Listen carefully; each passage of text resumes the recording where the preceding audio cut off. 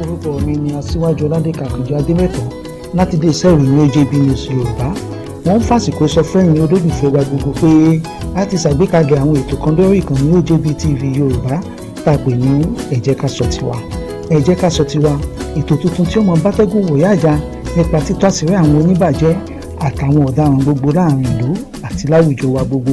Ẹ jẹ́ ká sọ tiwa yóò mọ wáyé sójú ìwòran yín ní gbogbo ọjọ́ ìsinmi àìkú Sunday ní dédé agogo 9 òwúrọ̀ lórí Facebook Live àti lórí YouTube nìkan náà tí mọ̀ jẹ̀gbádùn rẹ̀.